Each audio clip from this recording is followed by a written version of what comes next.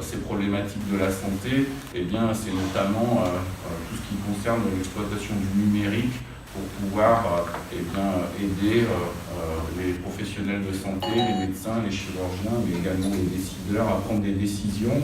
Et donc, le numérique, ça peut être eh bien l'assistance à une intervention chirurgicale par la simulation numérique, ça peut être l'assistance à un hôpital à s'organiser ou à concevoir une nouvelle organisation par également de la simulation numérique du fonctionnement même de l'hôpital.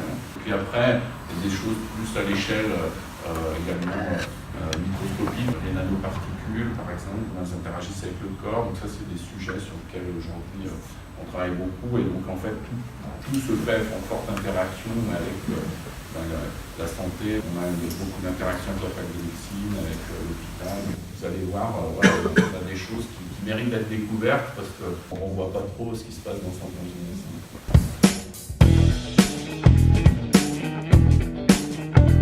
Pierre Vadel, je suis enseignant-chercheur ici, je travaille en biomécanique. Le département ST-Bio dont je m'occupe, c'est biomécanique des tissus mous. Tissus mous, c'est tout ce qui n'est pas de l'os en gros dans le corps. Et on s'intéresse à des méthodes de diagnostic, à voir quelles sont les maladies, comment elles évoluent, comment elles peuvent être mieux traitées également. Donc avec différentes applications phares. Historiquement, quelle était l'activité dans l'équipe? Donc là, il y a un petit musée. Et donc là, il y a tout un historique des différents types de prothèses de hanches qui ont existé. Et la spécialité ici, c'est d'étudier en fait le frottement des prothèses, parce que les prothèses, elles ne sont pas forcément durables, on les implante et il peut y avoir des raisons pour lesquelles ça ne marche pas bien, parce que la prothèse s'est usée, qu'elle s'est cassée, et du coup, quand on marche, ça fait tac, tac, tac, et c'est pas forcément bien. Parce qu'elle se décèle de l'os également, donc voilà, tout ça c'est des choses qui sont étudiées ici. Et je pense aussi qu'il y a quelque chose, à mon avis c'est assez unique en France, voire même plus. On est en gros l'équipe d'orthopédie, en lien avec l'équipe qui travaille ici sur ce sujet-là, récupère des explants. Donc c'est justement les prothèses qui ont eu des problèmes. Elles sont toutes récupérées et analysées ici. Alors toutes non, parce que ça fait énormément de travail, mais il y en a un certain nombre qui sont analysées ici. Donc voilà, donc là vous pouvez voir, il y a plein d'exemples avec différents types de matériaux qui ont été testés. Je ne suis même pas sûr que tout ont été commercialisés, il y en a peut-être qui sont restés à l'état de prototype. Historiquement dans l'équipe, on a commencé avec Sigvaris à travailler sur les chaussettes de compression. Alors pour vous montrer à quel point, donc moi j'ai été dès le début dans ces recherches, et pour vous montrer à quel point je le fais, voilà, j'en porte moi-même, donc je sais de quoi je parle.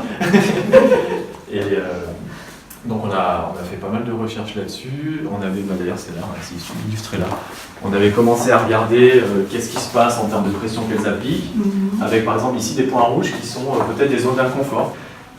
Est-ce que pour un patient donné, on va choisir une chaussette plutôt qu'une autre? Une chaussette de compression, à quoi ça sert? En fait, c'est comme le principe de comprimer une éponge. Le but, c'est de faire remonter le sang. Parce que toutes les pathologies qu'on traite avec ça, c'est des pathologies qui sont liées à la stase du sang, c'est-à-dire le sang qui stagne dans la jambe, et qui va faire que les veines vont grossir, ça va créer des varices, ça va faire qu'on va avoir des œdèmes par exemple. Donc les œdèmes, c'est de l'eau dans les tissus qui n'arrivent plus à s'évacuer, donc les jambes qui gonflent.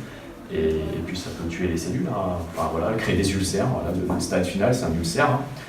Et donc en fait, un traitement de base, c'est de comprimer pour faire comme une éponge. On comprime, ça fait remonter le fluide, le sang, le fluide interstitiel dans les tissus, etc. Et donc tout ça, c'est lié à de la pression, c'est toute la mécanique à l'intérieur. Donc voilà, il y a pas mal de modèles pour étudier ça. L'application phare pour laquelle on parle pas mal de nous en ce moment, c'est les anévrismes. Les anévrismes de l'aorte. Un anévrisme, c'est l'artère qui, localement, au lieu d'être bien tubulaire, elle fait que gonfler. Si on meurt d'autre chose avant, il ne se passera pas de problème, mais sinon ça finit par casser. Cette personne, on lui a découvert un anévrisme par hasard, parce qu'on le découvre toujours par hasard, c'est asymptomatique. Et qu'est-ce qu'on en fait de cet anévrisme? Est-ce qu'on l'opère? Est-ce qu'on le laisse? Est-ce qu'il va casser ou pas? Et les chirurgiens ne savent pas. Et aujourd'hui, ce qu'ils font, c'est ils mesurent le diamètre, et s'il dépasse 50 mm, on opère. C'est leur seul et unique critère de décision. Et donc on est spécialiste depuis quelques années là-dessus, parce qu'il y a une équipe qui est vraiment très dynamique au CHU, qui travaille avec nous. Le RADA donc, est en train de manipuler, il est en train de faire une thèse sur modéliser la rupture des tissus. Et pour savoir si les modèles qu'on est en train de faire, l'objectif des modèles, ça va être de les utiliser dans les diagnostics après, je pense. Et il faut qu'on les valide d'abord, vérifier que ça donne bien ce qu'on attend. Et aussi qu'on ait des données expérimentales pour les mettre au point. Et donc là, on crée nos données expérimentales. Voilà. On a besoin de ça. Donc là, aujourd'hui, on va faire l'essai, on va tirer dessus, on va voir la force qu'il faut, comment elle augmente la force et à quel moment elle casse, en fonction de la taille de l'échantillon. Ils vont fixer l'échantillon qu'ils étaient en train de découper, ils vont le fixer là. On va avoir un suivi par caméra de l'essai pendant qu'on va tirer dessus. Et vous avez des capteurs, voilà, il est là celui-là, qui va mesurer la force qu'on a besoin d'appliquer dessus. Et du coup, on aura toutes les informations mécaniques qui nous sont nécessaires. Et derrière, on fait des images avec des microscopes qui nous permettent de regarder la structure à l'intérieur. Une artère, c'est plein de fibres, c'est un peu comme un plat de spaghettis. Et ce plat de spaghettis, suivant le nombre de spaghettis, comment elles sont orientées, leur taille, leur diamètre, ça change beaucoup la manière dont l'artère casse. Et donc ça, on le regarde par un microscope, ce qu'on a déjà fait auparavant. Et là, aujourd'hui, on va avoir les valeurs de rupture. Et avec tout ça, ça permet de mettre au point des modèles qui permettent d'évaluer un tissu, quand est-ce qu'il risque de casser, pour quelles raisons. Les gens ne savent pas pourquoi ça casse. C'est-à-dire qu'ils ne savent pas, par exemple, si les spaghettis cassent ou si les spaghettis se glissent les unes par rapport aux autres, par exemple. Et donc, c'est les fibres de collagène, en fait, les spaghettis dont je parle. Et donc, tout ça, on essaye de le déterminer. Voilà. Et ça paraît bête, mais personne ne sait. Personne ne sait réellement ce qui se passe. Donc voilà, on va essayer d'apporter des réponses à tout ça. On valorise des recherches qui ont été faites ici depuis que je suis arrivé, pour simuler un des traitements des anévrismes justement de l'aorte, qui consiste à poser à l'intérieur d'un anévrisme une endoprothèse, ça s'appelle. Donc c'est quoi? C'est comme une chaussette qu'on va venir déployer à l'intérieur par un système de gaine.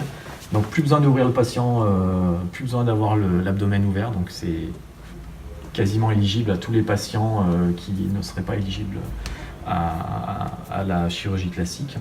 Et on va déployer donc une espèce de chaussette qui évite à la pression de continuer d'appuyer sur l'anévrisme, et donc plus de pression sur l'anévrisme, plus de risque de rupture.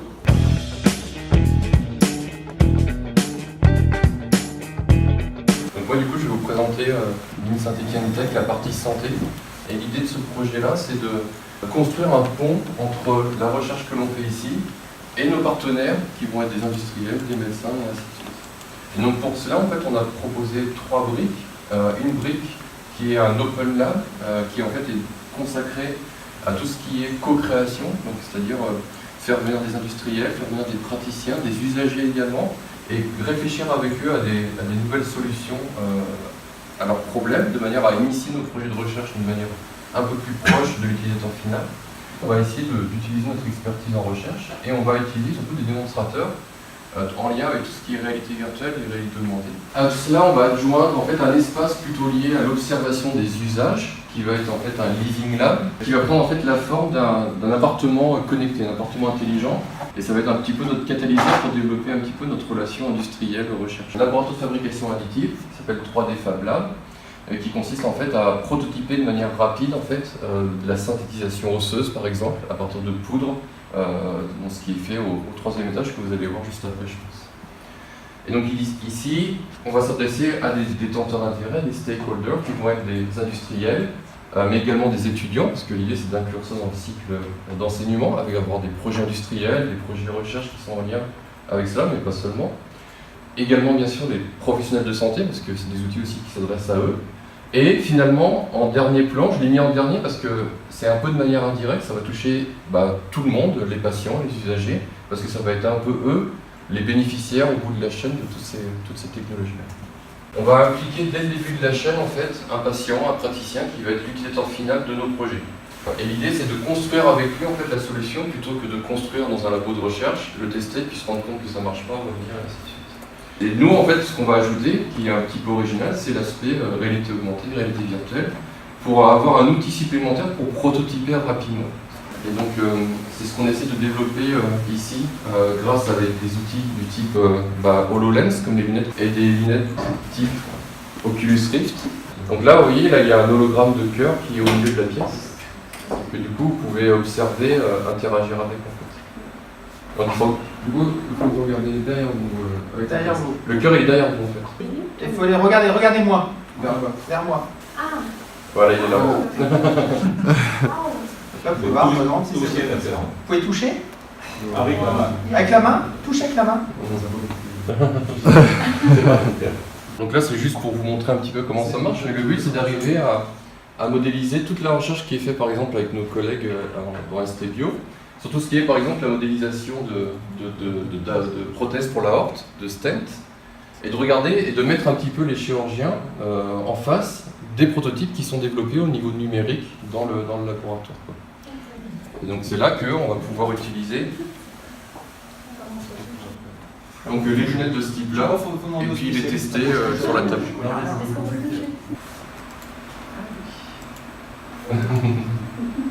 Ça c'est le virtuel, après moi je vais vous emmener voir le réel. C'est moins de la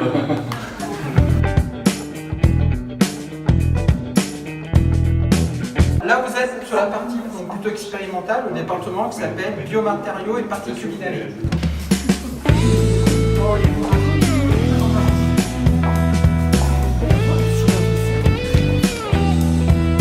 Alors, l'un de nos axes de recherche, on évalue le dépôt dans les voies respiratoires. Donc pour évaluer le dépôt dans les voies respiratoires, des labos dans le monde utilisent soit des animaux, des petits animaux comme des souris. Vous imaginez bien que de mettre un spray comme chez l'homme, chez une souris, eh ben, ça ne marche pas bien parce qu'on n'est quand même pas tout à fait pareil au niveau de l'arbre respiratoire. Ou bien on utilise des expériences directement chez les animaux comme du vrai porc. Si j'amène un porc de 150 ou 200 kg au laboratoire, ça ne va pas être pratique. Sophie, que vous voyez ici, qui est maître de conférence, qui est médecin, pneumologue, réanimateur au CHU, elle a développé un modèle qui consiste à prendre un tractus respiratoire de porc qu'on récupère aux abattoirs, donc on fait de la récup, d'un déchet qui normalement est jeté, et nous après on va le faire respirer de manière physiologique. Là c'est la thèse de Johan, qui est pharmacien, et qui donc on va faire respirer de manière physiologique ses poumons. Ça veut dire quoi? C'est-à-dire comme dans votre cage thoracique, avec les muscles du haut-côte et votre diaphragme, on crée une dépression dans votre cage thoracique, qui fait que vous allez aspirer directement la paroi de vos poumons qui va se coller à votre cage thoracique. Donc là c'est exactement la même chose. En fait il y a une pompe qui va créer des dépressions de manière cyclique à l'intérieur de l'enceinte, qui va permettre de faire respirer de manière physiologique en reproduisant des dépressions intrapleurales. Après vous avez ici connecté, mais vous voyez mal, une tête en impression 3D, vous les verrez mieux à côté. Et après là typiquement, ce qu'on est en train de préparer, c'est un certain nombre de tractus. On fait une fibroscopie comme chez l'homme à notre poumon. On mesure ses paramètres ventilatoires, si vous regardez ici. Le masque qui est posé dessus permet de mesurer différents paramètres, les volumes courants, les cycles inspiratoires, expiratoires, les durées, ce genre de choses. Et là, on est en train de valider un certain nombre de tractus de porc. Cet après-midi, on va faire des dépôts d'aérosols radioactifs en médecine nucléaire. Et là, l'idée, vous imaginez bien qu'un porc, je ne peux pas l'amener en médecine nucléaire non plus. Donc voilà, donc ça c'est la partie modèle, dépôt dans les voies respiratoires. On va prendre le fil de la visite par le laboratoire d'à côté.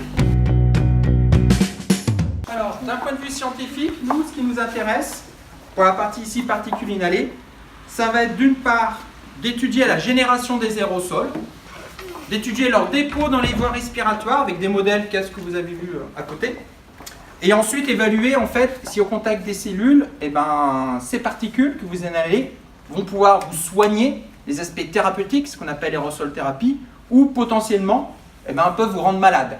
C'est l'aspect toxicologie, avec des choses que vous connaissez bien, comme l'amiante. L'idée, c'est d'étudier ça notamment pour tout ce qui est nanoparticules. Donc, trois parties distinctes. Dans la partie génération d'aérosols, donc on a toute une partie plutôt sur des sites industriels, où on va étudier l'émission de particules, micro ou nano, de différents types de procédés, et voir leur impact sanitaire. Donc, on a des contrats avec des grands groupes industriels, et l'idée, c'est à cette partie qu'on appelle exposition, donc mesurer les émissions avec différents appareils, notamment des impacteurs en cascade comme ça, qui peuvent se mettre sur un site industriel, pour mesurer de manière granulométrique et quantitative les émissions, et après faire des analyses physico-chimiques, voir quel type de particules vous êtes susceptible de respirer lorsque vous travaillez à tel type de poste de travail pour fabriquer des pneus, des céramiques, des métaux, etc. Ok ? Ensuite, on s'intéresse aux aspects thérapeutiques. Donc là, cette fois-ci, on s'intéresse aux technologies qui permettent de générer des aérosols. Ça arrive. Donc là, vous avez l'exemple d'une nouvelle génération de nébuliseurs qu'on appelle à membrane vibrante, à tamis vibrant. Vous remarquez que c'est pas bruyant, si je me tais. C'est extrêmement petit. Ça fonctionne à pile. Et là, j'ai mis de l'eau, mais vous pouvez mettre un médicament à l'intérieur. Et ça, maintenant, ça tient dans un sac à main, dans un cartable d'enfant, pour tout ce qui est mucoviscidose, etc. Donc ça, c'est vraiment les toutes dernières générations qu'on développe avec des collègues allemands.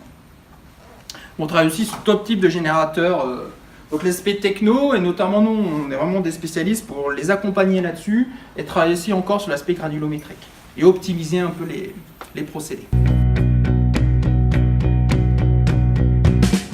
On travaille aussi donc, en termes de génération d'aérosols pour soigner les gens sur des sprays. Donc, les sprays, vous connaissez, c'est des choses un petit peu comme ça. Donc un spray, ça fait des particules qui sont beaucoup plus grosses que ce que vous voyez là. Là, vous avez des particules qui font 2, 3, 4 microns typiquement. Là, vous avez des particules beaucoup plus grosses, 50 ou 100 microns, et surtout avec une vitesse extrêmement importante, tel que vous pouvez le voir ici. Donc ces types de dispositifs, ça demande ce qu'on appelle une coordination main-bouche importante. Quand les particules sont grosses et qu'elles vont trop vite, si vous faites ça comme ça, vous appuyez. Si vous respirez mal, si vous n'appuyez pas quand il faut, enfin voilà, une éducation qui est très importante, d'où les approches Living Lab, un petit peu comme vous a présenté Vincent en bas. Et bien, ce qui se passe, c'est que là, les 3/4 des principes actifs se déposent au fond de la gorge et ne vont pas dans les poumons. Donc, ce qu'on utilise pour améliorer les dépôts dans les voies respiratoires, on l'utilise principalement pour les enfants, mais on devrait même l'utiliser même chez l'adulte. Hein. C'est ce qu'on appelle des chambres d'inhalation. Donc, l'idée, c'est de faire le pchit dans la chambre et après, vous respirez le pchit qui s'est fait dans la chambre. Ce qui fait qu'il y a un bien meilleur dépôt dans les voies respiratoires. On l'utilise beaucoup pour les enfants, même les enfants, les adolescents, jusqu'à 12, 13, 14 ans, c'est quelque chose qu'on utilise bien. Donc voilà, on travaille sur les chambres d'inhalation, notamment pour tout ce qui est pédiatrique. On a testé l'ensemble des chambres d'inhalation sur le marché en France. Vous avez ici une tête de bébé fait en impression 3D. Donc on a travaillé sur tester l'efficacité ici des chambres d'inhalation. Donc on fait comme dans la vraie vie. Ici, on va juste connecter la trachée du bébé à une pompe respiratoire. On met un fil pour évaluer le dépôt et on fait des pchits comme dans la vraie vie. On fait respirer le modèle du bébé. On va voir le dépôt au niveau des voies respiratoires et quel type de chambre ou de spray permet d'avoir le meilleur dépôt pour avoir la meilleure combinaison et évaluer les dispositifs et préconiser des modifications au niveau de ces chambres, etc. Donc on a beaucoup de contrats sur les industriels, par exemple, pour tester des chambres d'inhalation. Donc, vous avez vu le côté pulmonaire dans la salle à côté. Donc là, ce que vous voyez mal, c'est un modèle ORL de ce point de vue-là, qui est fait par impression 3D. Donc là, vous avez des répliques des voies aériennes supérieures, faites par impression 3D. Donc ça paraît rien, mais il y a un gros boulot de traitement et d'analyse d'image en amont. Hein. Récupérer les scanners des patients, avec les règles éthiques, la CNIL, etc. Faire l'analyse d'image, la segmentation 3D, la reconstruction en fichier STL, et après, une fois qu'on a nos modèles, on les valide d'un point de vue anatomique et aérodynamique pour bien valider que c'est la même chose que les voies aériennes supérieures d'un homme. À l'extérieur, ce qu'on a fait, c'est des fausses peaux en silicone. Tout simplement parce que, comme je l'ai dit, on fait beaucoup de dépôts au niveau des voies respiratoires, et dans la vraie vie, on utilise beaucoup des masques pour respirer. Et ce qui est important lorsqu'on fait des mesures notamment 2D de radioactivité, lorsqu'on fait des dépôts en radioactivité, eh ben, on fait la manip. Après la manip, on enlève la peau, on met ça sous la gamma caméra, ce qui permet de voir quel est le dépôt qui est sur la peau, et en 2D qu'on pourrait croire que c'est à l'intérieur des voies respiratoires. Donc ça, on le distingue. Et après, il suffit entre guillemets de faire des aérosols de surfactants, par exemple, pour changer l'énergie de surface de ce que l'on a. Mais en fait, on a validé par rapport à des manip in vivo chez l'homme, on a des résultats qui sont extrêmement comparables. Mais bien entendu, ça reste qu'un modèle. Voilà, donc ça, c'est les modèles faits par impression 3D. Alors, pareil, je préfère vous parler plutôt de l'applicatif. Toujours un peu connexe à l'aérosol thérapie. On est sur un site hospitalo-universitaire. Pourquoi? Parce qu'on fait de la recherche que l'on appelle translationnelle. Paillasse, lit du malade, paillasse. Donc paillasse, lit du malade, ça veut dire quoi? Vous avez compris que la moitié de mes étudiants, moi, sont des médecins ou des pharmaciens. Donc Sophie, elle est pharmacien-ingénieur à l'école, elle fait son stage de 2e année, et son boulot, c'est de travailler sur la formulation des e-liquides. Les e-liquides, ce sont les liquides que l'on met dans les cigarettes électroniques. Et ce qui intéresse Sophie, ça va pas être de faire un e-liquide qui contient de la nicotine pour le sevrage tabagique, mais cette fois-ci, on va beaucoup plus travailler pour mettre des médicaments à l'intérieur, notamment des bronchodilatateurs.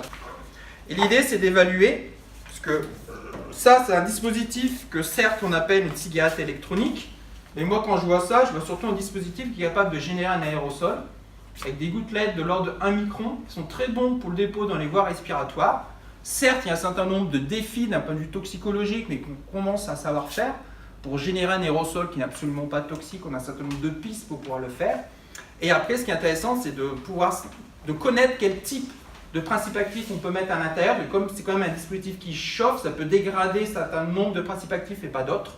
Donc l'idée, c'est d'évaluer tout ça et de perfectionner tout ça et de développer à la fois des dispositifs, une manière de l'utiliser en termes de puissance, etc. et des e-liquides formulés avec un certain type de principe actif qui pourrait permettre de l'utiliser en clinique. Et l'idée, c'est à la fin du stage de Sophie, on fait une publication, comme ça, qu'il n'y a personne qui travaille dans le monde sur ce type de choses.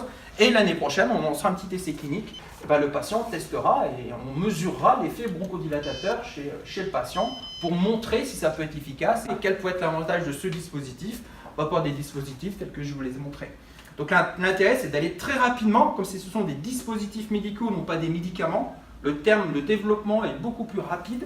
Donc ça permet de faire vraiment l'échelle au maximum d'une thèse de 3 ans, de faire ici la paillasse, les prototypes, à le tester chez les patients. On peut évaluer ce que ça donne. Donc là, c'est l'une des parties, paillasse, lit du patient. On travaille aussi beaucoup sur la partie lit du patient, paillasse. Cette fois-ci, par exemple, on travaille beaucoup sur des échantillons biologiques humains, pour lesquels on va regarder notamment des lavages broncho-alvéolaires, des morceaux de tissu de poumon, ce genre de choses.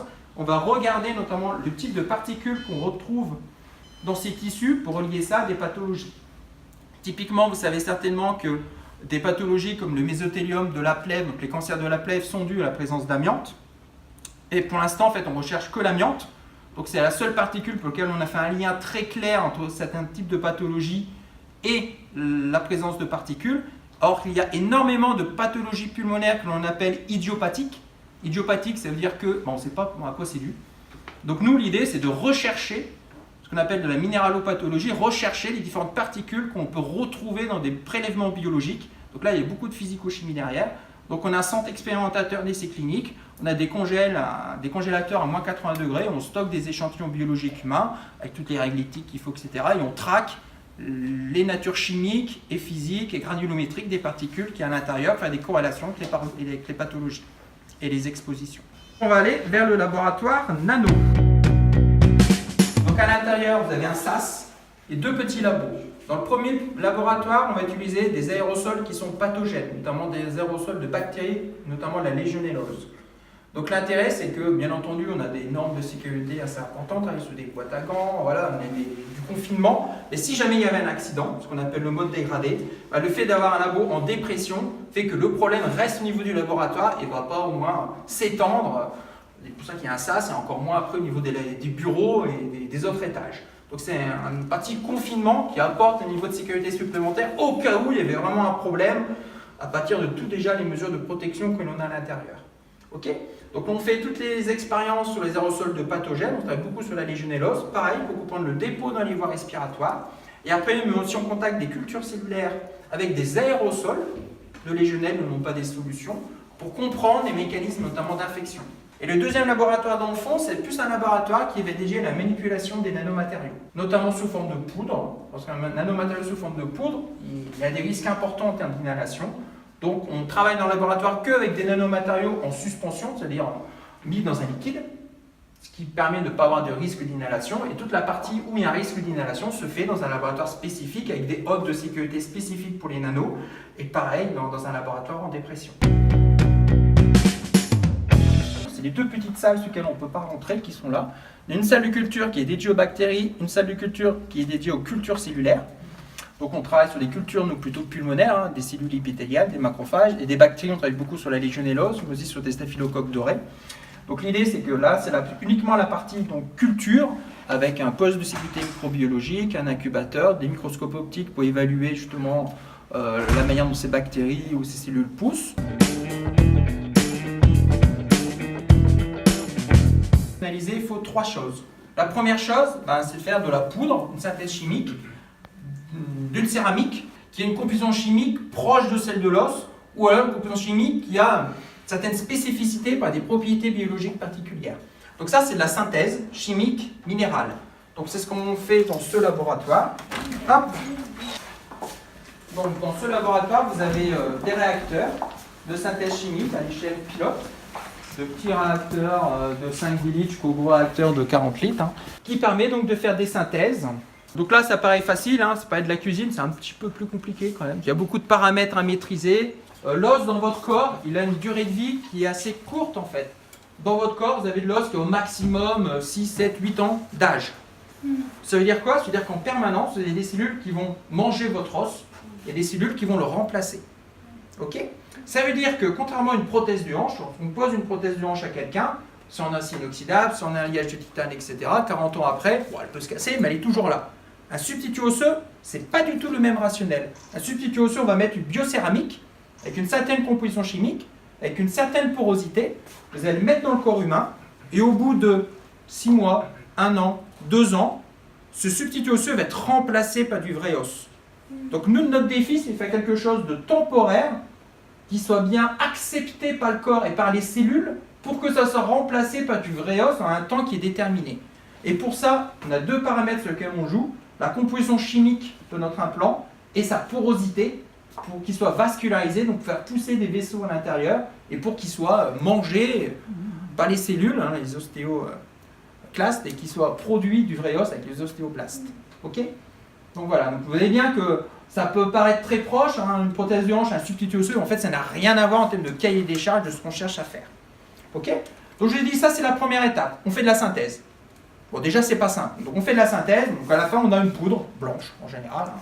On va dire que c'est de l'os sous forme de poudre, qui nous permettent de faire une géométrie parfaitement contrôlée de votre implant et aussi une porosité à l'échelle micro et nano qui est parfaitement maîtrisée. Donc là, vous voyez l'échelle, vous avez ici, on peut s'amuser, c'est un petit nonos, ça ne sert à rien, mais c'est pour montrer ce qu'on est capable de faire, un os qui fait 1,5 cm, 2 cm, hein, avec aussi une porosité à l'intérieur, une architecture qui peut être fractale ou autre chose, de parfaitement contrôlée. Ok? Donc on est capable de faire la poudre, on est capable de la mettre en forme, et le dernier point qui est important, ce sont les traitements thermiques. Je veux dire, faire une céramique, c'est comme quand on fait de la poterie, si vous faites, mais les mains dans l'argile, et vous faites, c'est comme dans Ghost, hein, et vous faites votre pot, bah après il faut faire cuire, il faut le mettre au four. Bah là c'est pareil, sauf que là, comme on a fait de la chimie avec des choses particulières à l'intérieur, si on chauffe trop fort, bah, les éléments chimiques qu'on a cherché à mettre à l'intérieur, bah, ils vont s'en aller. Notamment tout ce qui est carbonate.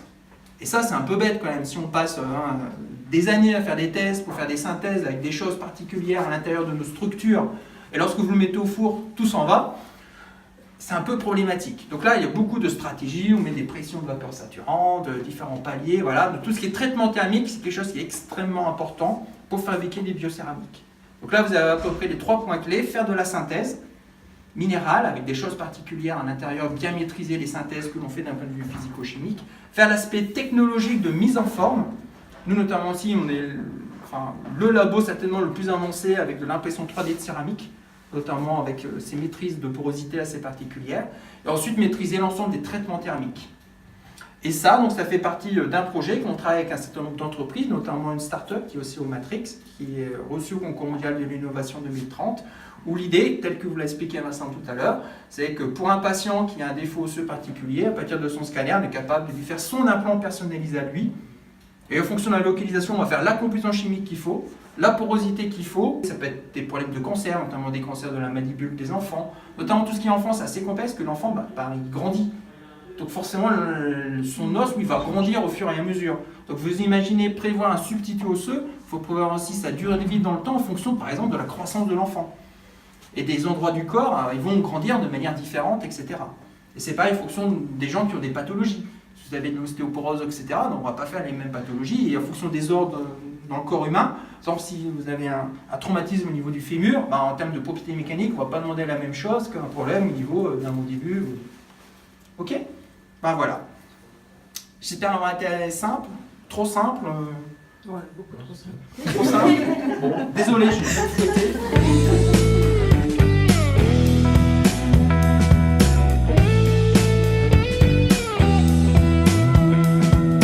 Alors vous êtes à Saint-Priest-en-Jarret, on est les limitrophes de l'ETRA, donc vous voyez juste en face, donc c'est les centres d'entraînement de la SSU. Donc la vue est plutôt pas mal.